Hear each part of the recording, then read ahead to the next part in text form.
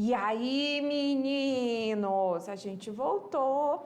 Voltamos. Estamos igual naquele desenho antigo. É hora de dar tchau. Nós chegamos ali no finalzinho da nossa unidade 2 e do nosso bloco de aulas de espanhol.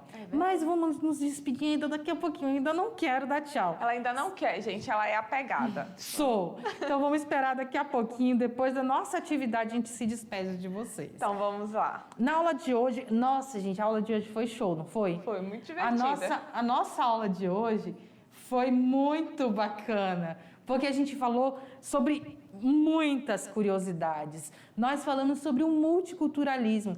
Lá a gente viu festas, nós vimos comidas, deu até aquela fominha. Então foi aquele nosso quase que um debatezinho, né, galera? Falando ali de todas, uma curiosidade de todos os países falantes de língua espanhola. Então a gente fez todo esse apanhado. Então vamos só revisar agora no nosso slide mais ou menos o que a gente viu. Vamos lá. Nós aprendemos que a língua espanhola é hoje, né, nos dias atuais, considerada a terceira língua mais falada do mundo e não se limita a falantes da língua materna, mas que ultrapassam em 300 milhões de pessoas pelo mundo que fala espanhol, não só aqueles que moram em países de língua espanhola. Aprendemos que o Brasil tem aumentado aí as suas relações comerciais impulsionadas pelo Mercosul, que levou o quê? O governo brasileiro a ofertar e a introduzir a língua espanhola como oferta obrigatória nas escolas desde o ano de 2005. Como nós dissemos, os estados brasileiros estão aí na briga, cada um com o seu governo, para que seja implantado desde o ensino fundamental até o ensino médio a oferta da língua espanhola. Não vamos nos tornar falantes, mas já vamos ter aí um contato bem maior. Vimos sobre as festas hispânicas, não foi, Tainá? Isso, nós vimos lá Tomatina, que a gente até brincou que deve ficar um super ketchup a cidade toda, né? Um molho de tomate bem grandão. Só falta jogar o macarrão. Que acontece lá na cidade de Buñol, na Espanha. Acontece em Buñol, próximo de Valência, é realmente uma cidade. Isso. Próximo, no mês de agosto, sempre na última quarta-feira de agosto, que começa às 11 da manhã e termina só à noite. De madrugada. Não tem hora para terminar. Isso, só tem a hora para começar. Então fica toda aquela brincadeira, toda aquela coisa gostosa. E o que mais que a gente viu de festa? A gente viu também... sobre a Fiesta de los Muertos. Isso. Vimos também sobre o Carnaval de Valência, né? Que é as falhas de Valência. Que é um carnaval parecido com o Carnaval do Carnaval Brasil. parecido com o nosso. Mas que dura muito mais. Dura muito mais, justamente que, na verdade, eles comemoram a entrada da primavera. E vimos a comemoração da Nossa Senhora lá... De Guadalupe, lá no México. No México. Nós vimos também de comidas, a parte que a Ilha mais ama. Com certeza. Então a gente viu a paella lá da Espanha e que a gente pode hoje em dia adaptar ao nosso cotidiano, as coisas que a gente tem. E ali o que vai importar mesmo é aquele saborzinho que vai dar com o açafrão e o azeite no nosso arroz. Mas fica muito, muito bom, gente. Descobrimos que no Nordeste já se faz uma paella nordestina com carne seca, peixes também, não frutos do mar, mas peixes e porco. Isso. Então a gente tem ali uma infinidade de comidas hispânicas. E muitos, o churrasco argentino. La empanada, o churrasco argentino. Nós temos também los tacos, temos las tortillas, enfim. É uma infinidade. Que é muita comida. É uma infinidade muito grande de comida na nossa cultura latina. Nós vimos algumas palavras que estão no português, mas que são advindas da língua espanhola. Como, por exemplo, botija, cabecilha, castelhano e cavalheiro. Certo, meus amores? Então, ahora es su vez. é a sua vez de começar a atividade de hoje. Nossa última atividade, galera. Poxa vida, gente, tá acabando, hein? Tá acabando. Vocês estão se livrando dessa dupla por enquanto. O coração chega até palpitar mais forte. Vocês viram que a gente tá até igualzinha hoje, que é em comemoração. Pois é. Então, vamos allá, manos a la obra.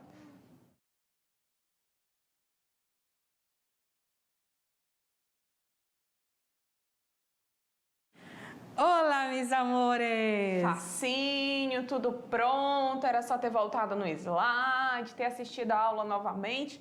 Tenho certeza que vocês tiraram de letra, responderam assim com bastante afinco. E eu não sei, Tainá, mas talvez eles podem ter ficado assim, mas por que elas trouxeram essa aula, né? Falando sobre tantas curiosidades, nem falaram quase em espanhol, nem trouxeram termos em espanhol. E aí é que entra o mistério, galera. Lá na prova do Enem, na prova de Olimpíadas, concursos que vocês venham fazer que envolva a língua espanhola, nós temos essa particularidade. Nós não temos só gramática, nós temos contexto, nós temos textos históricos. E aí, se eu tenho, por exemplo, uma noção de que a Fiesta de los Muertos é uma festa que é patrimônio da Unesco, que acontece no México de forma anual, e aí cai uma questão dessa, eu não vou precisar traduzir, eu vou contextualizar, que é o que nós temos falado em todas as nossas aulas aqui no decorrer dessas duas unidades, que para você aprender o espanhol é o contexto, que é a parte que a gente pode considerar assim, de suma importância, onde eu preciso compreender de forma clara e absoluta aquilo que eu estou falando. Então, vocês precisam prestar bastante atenção quando vocês estiverem fazendo essas atividades, quando vocês estiverem fazendo as atividades, que vocês podem contextualizar as atividades, contextualizar no nosso cotidiano e de acordo com aquilo que nós aprendemos nas nossas aulas. Então, fica a dica aí, que quando eu for fazer a prova do Enem, eu não posso e eu não, de forma alguma, devo me preocupar somente com gramática. Então, vamos lá? Vamos responder aqui as nossas questões? Prestem atenção. Vimos algumas festas de origem espanhola. Qual das alternativas abaixo representa uma festa hispânica? Nós temos aí, letra A, Carnaval da Bahia. Letra B, Fiesta de los Muertos. Letra C, Festa de Nossa Senhora Aparecida. Letra D, Festa Junina. Letra E, Festival de Boi Bumbá. Gente, essa questão estava fácil demais. Estava muito simples, não é? Essas professoras estão muito de boa para a última aula com vocês, né? Estão boazinhas demais. E aí vocês têm que lembrar o seguinte, festa hispânica não é só festa da Espanha. Isso. Lembrem do que nós falamos, hispanohablantes são todos os falantes de língua espanhola. Então, uma festa hispânica é uma festa de um país de língua espanhola. Então, qual é a nossa alternativa correta? Esse aí tá muito na cara, né? Que é a Festa de los Muertos. Primeiro, porque é a única que está escrita em espanhol. Não tinha nem como fugir, né? A segunda tem o Carnaval da Bahia. Festa de Nossa Senhora Aparecida é no Brasil. Festa junina, típica do nosso Nordeste. E Festival de Boi Bumbá, típica da região Norte. Então, a gente já sabe que todas essas outras estão no Brasil. Muito bem. O que seria uma parrilhada? O que é uma parrilhada, meus amores? O que é? Observem aí. Comida típica da Espanha, um tipo de salada? Comida típica da Bolívia, um tipo de sorvete? Comida típica da Argentina, que consiste numa variedade de carnes servidas em um mesmo prato? Comida típica do Brasil, um tipo de arroz gelado? Comida típica da Argentina, um churrasco com carnes de peixe? E aí, galera? Vocês só precisavam voltar. Só. Lá na nossa parte culinária do multiculturalismo. Qual é o tipo de comida que é uma parrilhada. A gente já sabe que é uma comida. Sim. Mas é uma comida de onde? Uma comida típica da Argentina. E ela consiste no quê? É um churrasco com carnes e peixes ou uma variedade de carnes servidas em um mesmo prato? Que é o churrasco argentino. A parrilhada é o nosso churrasco argentino, que tem o quê? Tem carne de boi, Carne de frango, carne de peixe, carneiro. carneiro. Essa é a grande diferença desse churrasco para o churrasco brasileiro e que eles servem tudo no mesmo prato. O rodízio não é igual o nosso aqui no Brasil, não é? Eles servem ali como se fosse de forma à la carte, mas com todas as variedades no mesmo prato. Então você chega lá no restaurante e diz, eu quero uma parrilhada. Então vai vir aquela mistura, um mix de carne. Isso. Né? Simbora para a questão 3. Assinale a alternativa que caracteriza as falhas de Valência. Olha aí, o que é Las Fallas de Valência? Uma festa típica da Argentina para recepcionar a primavera? Uma festa típica do Uruguai para recepcionar o Ano Novo? Uma festa típica do Paraguai para comemorar o Natal? Uma festa típica da Espanha para recepcionar a primavera? Ou uma festa típica do Brasil para recepcionar a primavera? Nós até falamos agora há pouco, não foi, na revisão? Isso, nós falamos na revisão. Eles se ligaram, ficou muito fácil, né? Isso. Por quê? Porque existe uma festa em que nós temos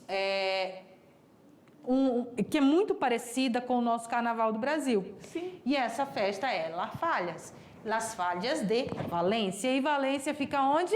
Na Espanha. Então, nós só temos a alternativa D, que fala que é uma festa típica da Espanha para recepcionar a primavera. Justamente. Tranquilo? Facinho, não é? Muito. Mais fácil do que isso, só 2 disses. Ou só roubar pirulito de boca só de roubar doce da boca de criança. É isso que ela fala toda vez. Muito fácil. Ou mamão com açúcar ainda, né? Nós vimos também, ali na nossa revisão, a gente reviu. Nós falamos novamente daquelas palavras vindas do espanhol e que foram adaptadas e aceitas no Brasil. E então nós temos ela no nosso país. Da lista abaixo, qual é a palavra que vem do espanhol? Que nós utilizamos no português sem tradução. Isso. Açúcar, fórmula, botija, garrafa ou ônibus? E aí, meu povo? Essa também estava fácil demais, gente. Essas professoras hoje estão pegando leve demais com esses Foram alunos. boazinhas com eles, Tainá. Mas é porque vocês são bonzinhos também. São bons alunos. Conteúdo fácil desse, não é, gente? Espanhol é um negócio muito bom de estudar, não é? Confessem aí. Confessem que vocês vão sentir falta da gente. E eu tenho certeza que vocês nesse momento já estão dizendo assim, caramba! Já passou duas unidades. E já, fora isso, fora ter passado as 2 unidades, pensa como é que você era antes de conhecer a língua espanhola. Olha como você é hoje. Gente, que máximo, né? Vocês com certeza já aprenderam bastante coisa. Vocês estão cada vez mais evoluindo. E isso é muito bom para a vida escolar de vocês, para a vida profissional de vocês. Então, não desistam, tá bom? Vamos seguir. E aí, no ano que vem, nós voltamos com espanhol e depois de novo, até chegar no 3º ano. E até chegar no 3º ano, vocês já estão lendo e interpretando tudinho em espanhol. É verdade. Então, simbora lá. Qual é a palavra que veio do espanhol e está no nosso Brasil? Botija. Botija. Em espanhol, botija. E em português, botija, que é a nossa botija de gás. Vamos olhar para a nossa questão do Enem. Se liga no Enem. Como eu fui legal, né? Deixei a Tainá tradutor em execução. Trouxemos aí um textão para ela se deliciar com vocês. Mas só lendo e não traduzindo. Isso. Então, esse texto, ele veio lá do Enem de 2017. O nome dele é Eclipse. Quando Fray Bartolomé Arrazola se sentiu perdido, aceitou que já nada poderia salvá-lo. A selva poderosa de Guatemala lo havia apressado, implacável e definitiva. Ante sua ignorância topográfica, se sentou com tranquilidade a esperar a morte. Al despertar, se encontrou rodeado com um grupo de indígenas de rosto impassível que se disponia a sacrificá-lo ante um altar. Um altar que a Bartolomé le pareceu como o lecho em que descansaria al fim de seus temores, de seu destino, de si mesmo. 3 anos en el país le habían conferido un mediano dominio de las lenguas nativas. Intentó algo, dijo algunas palabras que fueron comprendidas, entonces floreció en él una idea que tuvo por digna de su talento y de su cultura universal y de su arduo conocimiento de Aristóteles. Recordó que para ese día se esperaba un eclipse total del sol y dispuso, en lo más íntimo, valerse de aquel conocimiento para engañar a sus opresores y salvar la vida.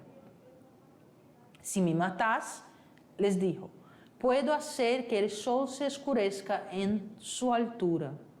Los indígenas lo miraron fijamente y Bartolomé sorprendió la incredulidad en sus ojos. Vio que se produjo un pequeño consejo y esperó confiado, no sin cierto desdén. 2 horas después, el corazón de Fray Bartolomé Arrazola chorreaba su sangre vehementemente sobre la piedra de los sacrificios, brillante bajo la opaca luz del sol eclipsado, mientras uno de los indígenas recitaba sin ninguna inflexión de voz, sin prisa, una por una, las infinitas fechas que se producirían eclipses solares y lunares, que los astrónomos de la comunidad maya habían previsto y anotado em seus códices sem a valiosa ajuda de Aristóteles. Eita, que texto longo, não é? E que história, hein, Aila? E é uma história legal. Se você parar para prestar atenção, conteúdos contextuais que nós trabalhamos em todas as nossas aulas. Isso mesmo. Então, simbora lá para a pergunta. No texto confrontam-se 2 visões de mundo. O da cultura ocidental, representado por Frei Bartolomeu Arrazola, e da mítica pré-hispânica, representada pela comunidade indígena maia. Nós vimos nas nossas aulas, não é? Muitos países que têm ali a descendência maia. Isso. Segundo a narrativa, letra A, os catequizadores espanhóis avalizam os saberes produzidos pelas comunidades indígenas hispano-americanas. B. Os indígenas da comunidade maia mostram-se perplexos diante da superioridade do conhecimento aristotélico do frei espanhol. C. O catequizador espanhol Arrazola apresenta-se adaptado às culturas autoctones ao promover a interlocução entre os conhecimentos aristotélico e indígena. O episódio representa de forma neutra o significado do conhecimento ancestral indígena quando comparado ao conhecimento ocidental. E os conhecimentos acadêmicos de Arrazola são insuficientes para salvá-lo da morte ante a sabedoria astronômica da cultura maia. Gente, essa também está muito de graça. Por quê? Se você voltar lá no texto, você vai ver que o Arrazola, ele se utilizou das ideias de Aristóteles para poder falar e querer se salvar, quase como se fosse um mago, um deus que ia adivinhar o eclipse. Só que ele não esperava que os indígenas tivessem o código que os maias deixaram para eles, mostrando exatamente quando que aconteceria todos os eclipses solares e lunares. E por isso ele morreu. Então, os seus conhecimentos acadêmicos são insuficientes para salvá-lo da morte ante a sabedoria astronômica dos maias. Viram lá que como é importante a questão cultural, como as questões estão aí movimentando tudo aquilo que nós falamos nas nossas aulas, comprovamos nesse contexto. Porque quando nós falamos lá nas aulas, quando a gente falou dos dias da semana, dos meses do ano e o seu significado, vocês poderiam fazer esse link, esse paralelo aí. Quando nós falamos do México, da Colômbia, do Peru, do Chile, da Bolívia, do Uruguai, do Paraguai, que tem a influência maia, vocês também poderiam fazer esse paralelo aí com o contexto. E assim nós chegamos ao final da nossa longa jornada de língua espanhola com vocês e nós esperamos vocês ali na nossa aula para revisão, para avaliação e depois disso nós só vamos nos ver no próximo ano. Tchau, tchau, galera. Besos e hasta pronto.